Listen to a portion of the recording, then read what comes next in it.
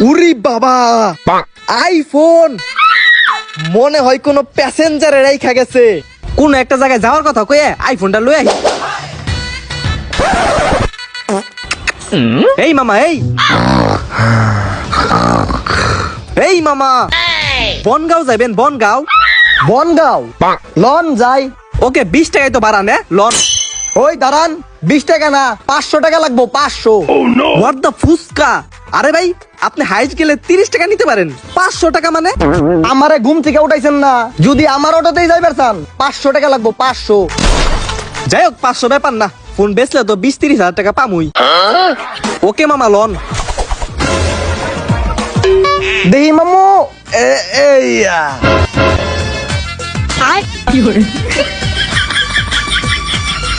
বাইগান। Games খেলা কি আপনার নেশা? তাহলে এটাকে